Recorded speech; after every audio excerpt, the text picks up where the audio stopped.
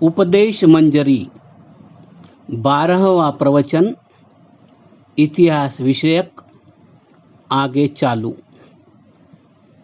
भाग 1।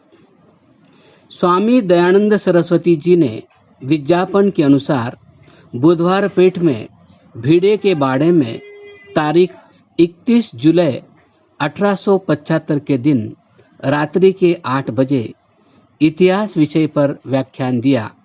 उसका सारांश। ओम यतो यतः समीहसे ततो नो अभयं कुरु शन्नः कुरु प्रजाभ्यो अभयं नः पशुभ्य। ऐसी ऋचा पढ़ी। पूर्व व्याख्यानों से आर्य लोगों का इतिहास चित्रांगद और विचित्र वीर्य तक पहुंचाया गया था। प्राचीन आर्य लोग पूर्ण युवावस्था पर्यंत ब्रह्मचर्य धारण करते थे। बाल विवाह का उस समय कोई नाम तक नहीं जानता था, क्योंकि आर्य इतिहासों में प्रायः स्वयंवर का ही वर्णन आता है। विधवा विवाह का प्रचार केवल शूद्रों में था। द्विजों अर्थात ब्राह्मण, क्षत्रिय, वैश्यों में नियोग का प्रचार था। विधवा विवाह का जो लोग विरोध करते हैं, उनकी पुष्टि करके विधवा विवाह का खंडन करने की मेरी इच्छा नहीं है, पर यह अवश्य कहूँगा कि ईश्वर के समीप स्त्री पुरुष दोनों बराबर है, क्योंकि वह न्यायकारी है। उसमें पक्षपात का लेश भी नहीं है। जब पुरुषों को पुनर्विवाह करने की आज्ञा दी जावे, तो स्त्रियों को दूसरे विवाह से क्यों रोका जावे? प्राचीन आर्य लोग ज्ञानी, विचारशील और न्यायी होते थे। आजकल उनकी संतान अनार्य हो गई। पुरुष अपनी इच्छानुसार जितनी चाहे उतनी स्त्रियां कर सकता है। देश, काल, पात्र और शास्त्र का कोई बंधन नहीं रहा। क्या यह अन्याय नहीं? क्या यह अधर्म नहीं? प्राचीन आर्य लोगों में गार्गी, मैत्रेयी आदि कैसी कैसी विदुषी स्त्रियां हो गई है। आजकल स्त्री को विद्या पढ़ने का अधिकार नहीं, वह शूद्र के समान है। यदि स्त्रियां पढ़ी लिखी होती तो इन पंडितों की गड़बड़ाहट का खंडन करके एक घड़ी में इनका मुंह बंद कर देती। यदि इस समय हम लोगों में बाल विवाह प्रचलित न होता, तो विधवाओं की संख्या कभी इतनी न होती, और न इतने गर्भपात और भ्रूण हत्याएं होती, और न इतनी रोगों की अधिकता होती। प्राचीन समय में यदि कोई धनाढ्य पुरुष निसंतान होता, तो आर्य सभा की व्यवस्था से उसका उत्तराधिकारी अर्थात वारिस नियत होता था। विधवा स्त्री होती तो उसको नियोग की आज्ञा दी जाती थी, और प्रायः विधवाएं ब्रह्मचर्य का पालन करती थी। ब्राह्मण, क्षत्रिय और वैश्य वर्णों में प्रायः नियोग से निर्वाह होता था। यहाँ कोई यह प्रश्न करेंगे कि नियोग और पुनर्विवाह में क्या अंतर है? इसका उत्तर यह है कि पुनर्विवाह से स्त्री पुरुष का संबंध जन्म भर के लिए होता है, और जो संतान उत्पन्न होती है वे द्वितीय पति की समझी जाती है। विपरीत इसके नियोग का संबंध 1 या 2 संतान उत्पन्न होने तक रहता है। उसके बाद स्त्री पुरुषों का परस्पर कुछ भी संबंध नहीं रहता। वे 1 या 2 संतान पूर्व पति के ही समझे जाते हैं और उसी का नाम चलाते हैं। आर्य लोगों में विधवा विवाह की अपेक्षा नियोग अच्छा है, क्योंकि यदि विधवा विवाह की आज्ञा मिल जावे तो स्त्रियां अपने पतियों को विष देकर मारना आरंभ कर दें, और यदि पहले पति की जायदाद लेकर विधवा स्त्री दूसरा पति कर लेगी, तो उसमें और उसके पूर्व पति के संबंधियों में बहुत से बखेड़े उठेंगे। जिस विधवा का विवाह होता था वह शूद्रों में गिनी जाती थी। विवाह में परस्पर स्त्री पुरुषों की यह प्रतिज्ञा होती है कि दोनों के मन, चित्त आदि एक होंगे, और वे कभी एक दूसरे के विरुद्ध कोई काम न करेंगे।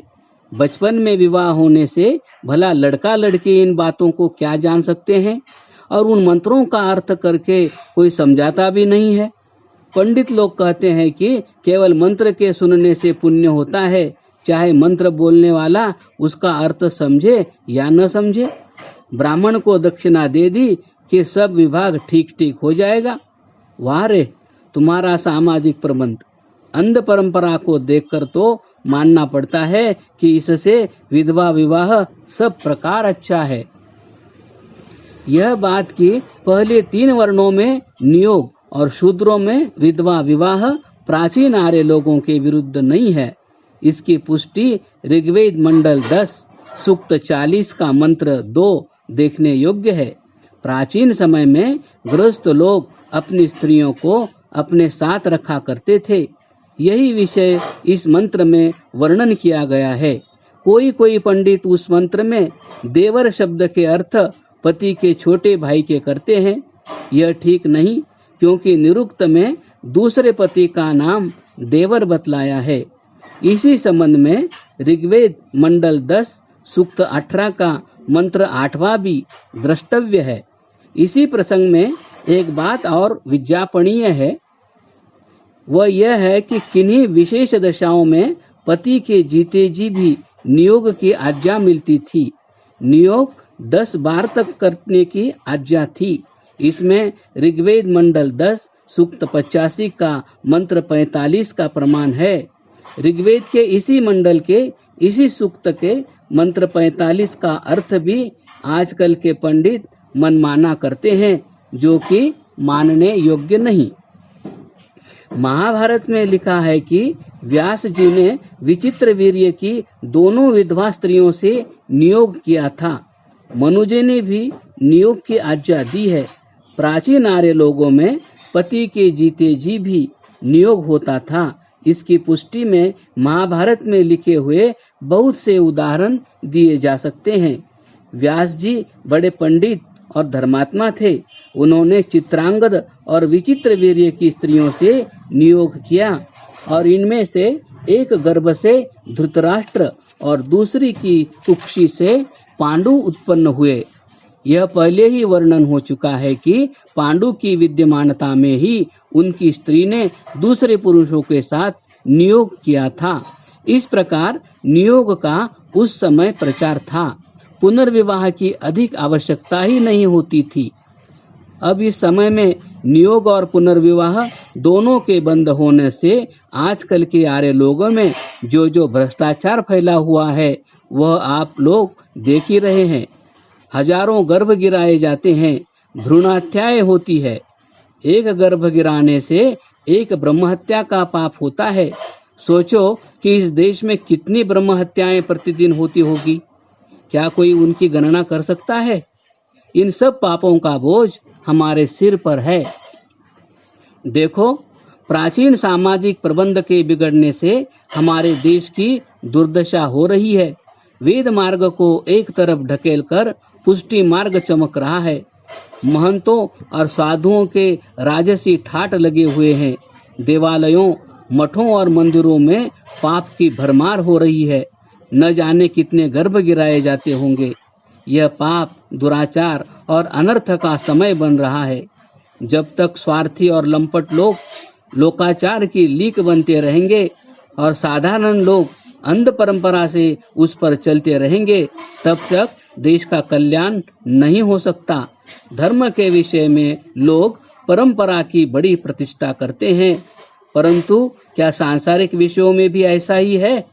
क्या यदि बाप दरिद्र हो तो परंपरा के अभिमान से बेटा भी दरिद्र होगा? यदि बाप अंधा हो तो क्या बेटे को भी परंपरा के लिए आंख फोड़ लेनी चाहिए? वेद बाह्य रीतियों को हमें परंपरा की पदवी कभी नहीं देनी चाहिए। सदुपदेश पूर्ण वेदों और आर्ष ग्रंथों में जिस सच्ची परंपरा का विधान किया गया है उसका पालन करना चाहिए। अस्तु, अब फिर इतिहास का वर्णन किया जाता है। राजा धृतराष्ट्र स्वभाव से ही कपटी था और पांडु धर्मात्मा था। पांडु की एक रानी माद्री सती हो गई थी। सती होने के लिए वेद की आज्ञा नहीं है, किंतु सती होने की कुरीति पहले पांडु राजा के समय से चली। कौरव और पांडवों ने उत्तम शिक्षा प्राप्त की। धृतराष्ट्र ने अपने और पांडु के पुत्रों को द्रोणाचार्य और कृपाचार्य के सुपुर्द कर दिया। उस समय ब्राह्मण लोग युद्ध विद्या के भी आचार्य होते थे। अर्जुन ने धनुर्वेद में सबसे अधिक अभ्यास किया, इसलिए युद्ध विद्या में उसकी बड़ी ख्याति हो गई। अर्जुन का समकक्ष कौरवों में केवल कर्ण ही था, पर कर्ण सूतपुत्र अर्थात सारथी का बेटा था, इसलिए अर्जुन ने कर्ण की अवज्ञा की थी। परंतु इस अवज्ञा से लाभ उठाने के लिए दुर्योधन ने कर्ण को बंगाल का राज्य देकर उसे क्षत्रिय वर्ण का अधिकार दे दिया था। इस प्रकार अनुचित अभिमान से इस राजकुल में द्वेष की आग भड़की। इसी द्वेष से अपने आर्यावर्त की सारी दुर्दशा हुई, वह वर्णन करने के योग्य नहीं। उस समय धृतराष्ट्र के पास एक नीच, छिचोरा, कामुक कनक नामी एक शास्त्री रहता था। उसने पांडवों के विरुद्ध बहुत से बातें कहकर धृतराष्ट्र का मन उनसे फेर दिया। फिर इसी दुष्ट शास्त्री की सलाह से पांडवों को भस्म करने के लिए एक लाक्षागृह अर्थात लाख का घर बनाया गया। राजसभा का प्रबंध तो पहले ही बिगड़ चुका था। उस पर शकुनी, दुशासन, दुर्योधन और कनक शास्त्री की चांडाल चौकड़ी जम गई। इस चांडाल चौकड़ी की करतूत से राज्य की जैसी दुर्दशा हुई और उसका जैसा भयानक परिणाम हुआ, उसका सविस्तर वृत्तांत महाभारत में विद्यमान है। क्रमशः